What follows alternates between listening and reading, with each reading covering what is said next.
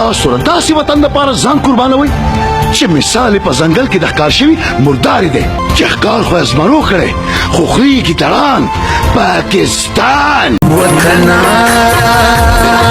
وطنه وطنه وطنه. سلامونه ګرانو کتونکو، هیله لرم چې تاسو به ټول روغ جوړ او خوشحاله یاست. زه ستاسو کوربه اعظم خان منروخیل، تاسو ګورئ وطن چینل. ګرانو کتونکو، د کراچۍ په ښار ناظم آباد نمبر 2 کې موجود یم چې په دې ښار کې د پښتو یو سینما ده، مسرت سینما.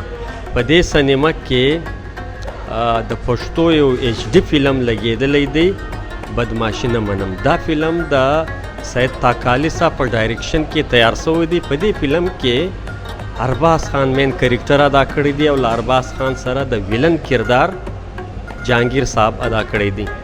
جهانگیر صاحب په دې کې تر نورو فلمانو بدل کریکټر ادا کړی دی چې هغه کریکټر د یو هندو دی.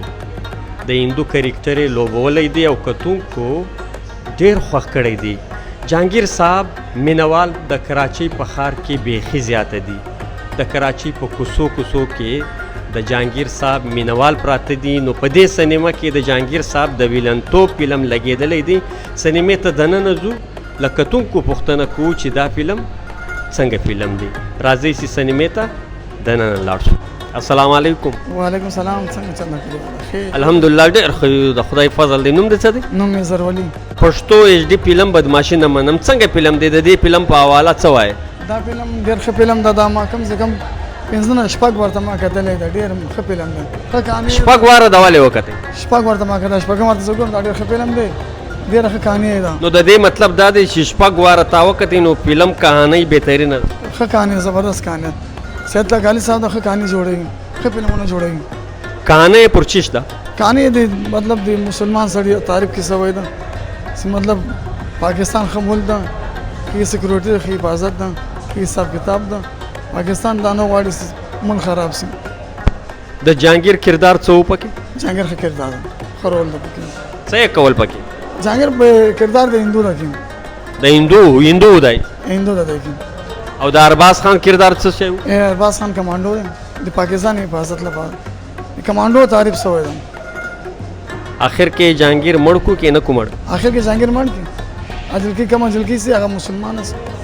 د دې فلم غانې څنګه غانې؟ غانې ښه غانې کې بالکل ایسا غانا است، ښه موزیک ده. ټولو غانو کې د ټاپ غانا کوم یو؟ د ارباز ښه غانا ده. د ارباز غانا د ټاپ و؟ ارباز ښه غانا، یو ارباز یو بل جهانگیر دا ښه غانا. دوه غانې بدرې ښه ښایسته غانې دي. ډېره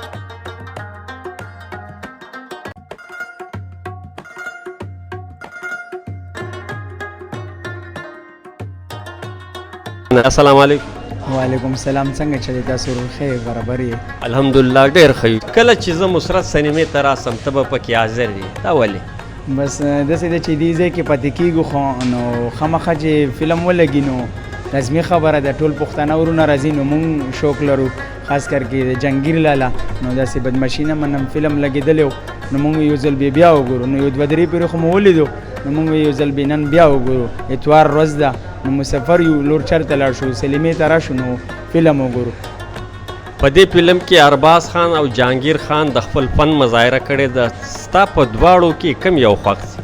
زما خو دواړو کې خوښ مې دواړه دي، خو لکه خاص مې چې خوښ دی هغه جهانگیر لالا دی.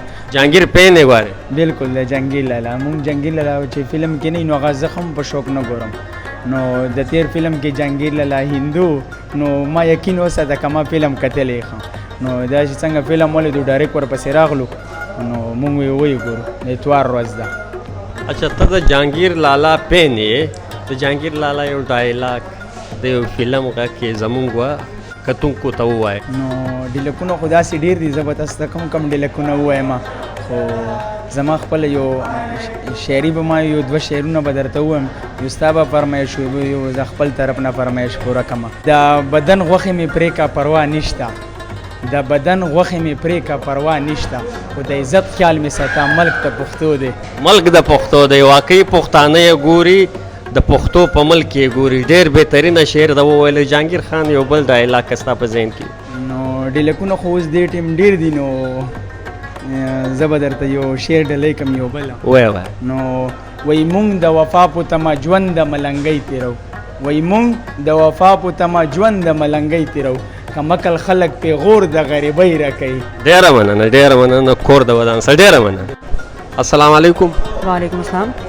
بدماشي نه منم څنګه فلم وی آئی پی زبردست فلم دی. پدې کې جهانگیر چې کوم کیریکټر دی هغه د هندوانو دی. هندوانو اچھا هندو دی پکې او جی کہانی پر چی شو کہانی یو دغه زمونږ د پښتون کلچر پورې ده او پښتون مسلمانۍ کلچر پورې ده خاص طور کې. جهانگیر پکې څو ویلن وو هیرو او ویلن دی اوبویسلی نو ویلن دی. د دې فلم میوزیک څنګه وو خوندور وو کنه او خوندور د شاکر زیب میوزیک دی نو ظاهر خبره ده خپلې تا ته په پښتنو فنکارانو کې کم فنکار ستا د طبیعت مطابق دی تا ته خوند درکوي؟ په دې نیو جنریشن کې جهانگیر دی. جهانگیر خو په نیو کې نه دی جهانگیر خو زوړ کس دی خو اوس هم چلیږي که نه لګیا دی. د جهانگیر یو نوی فلم و جانان ودی کتو او جی الحمدلله هغه ډېر لکه هغه شاهد عثمان په ډایرکشن کې ډېر شاهد عثمان خو ټول فلمونه لکه سوپر ډوپر لاړل که نه خو د جانان خو د حساب نشته دی. او جی ډېره مننه. دا په مسرت سینما کې د پښتو ایچ ډي فلم بدماشي نه منم د دې مکمل تفصیلي رپورټ امید لرم چې ستاسو به خوښ شوی وي. تر بل خوندور پروګرام پورې مو پر لوی بادار سپارل نیاز ده. د خدای پامان.